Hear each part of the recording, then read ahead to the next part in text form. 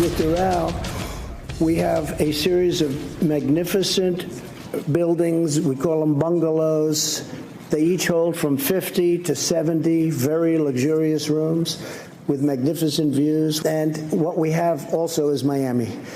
And we have many hundreds of acres, so that in terms of parking, in terms of all of the things that you need, in my opinion, I'm not going to make any money. I don't want to make money. I don't care about making money. The United States will host next year's G7 summit, and just before leaving this year's meeting, Donald Trump made something of a pitch to hold it at his own golf resort in Doral, Florida, west of Miami. That would also give him the chance to host Vladimir Putin at one of his properties if Russia were readmitted to the G7 or if Trump simply invited him. Today, Trump was asked about inviting the Russian leader to the summit. Would I invite him? I would certainly invite him. Whether or not he could come psychologically, I think that's a tough thing for him to do. The prospect of a summit at one of Trump's properties raises all sorts of questions about mixing his for-profit business and the presidency. Here's what Trump and his advisors said about potential conflicts after he won the 2016 election. Do you think he'll turn it over to the family or put it into a blind trust? I'm not ready to reveal any of that. People in this country knew and accepted and celebrated this business that Donald Trump has built throughout his entire life. So now we're working on making sure that all those conflicts are taken care of. He is so focused on taking over as president. That is his only focus, the only thing he's worried on. He's completely getting out of the business, hand it over to the family. My two sons, who are right here, Don and Eric, are going to be running the company. They are going to be running it in a very professional manner. They're not going to discuss it with me. Here to talk about all of this, Pulitzer Prize-winning reporter David Fahrenthold of The Washington Post. David, thank you for joining us. I was looking back the last couple of times the United States has hosted the G7 summit. I think in 2012, it was at Camp David. In 2004, it was, I think, in Georgia.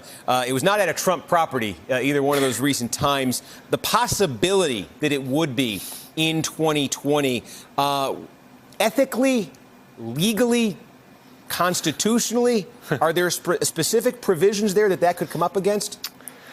Well, the most important is the emoluments clause in the Constitution, which was sort of the original anti-corruption statute in the Constitution. It says that presidents can't take emoluments, which means payments from foreign states. And so by setting this up this way, Trump would basically invite that. You might even say compel that. He'd compel these foreign states that they want to go to the G7 summit. They got to buy hotel rooms from him. They got to buy food from him. They got to, put money into his pocket. Now, Trump has said that emoluments clause shouldn't mean that. It should just mean bribes. You can't bribe the president, but it's okay to do business with him. But if you believe doing business with the president is a violation of the emoluments clause, this is that on an enormous scale. He said that at the press conference, he was saying, look, if this happened, he wouldn't make money off of this. Is that a claim that you're able to check and verify? No. Right now, he says that his company donates what it calls foreign profits, so profits from doing business with foreign governments. And so it's donated about $340,000 to that end to the U.S. Treasury. But we don't really know what that number represents. We don't know what the overall amount of revenue Trump gets is from foreign governments. We don't know how he calculates that profit figure. And even if he's giving away the profits, Doral is hurting. This is a resort that is in a lot of financial trouble. It's declined a lot under Trump's leadership. And so just putting money into it to keep it afloat, even if you don't make profits, would still be a huge boon for him.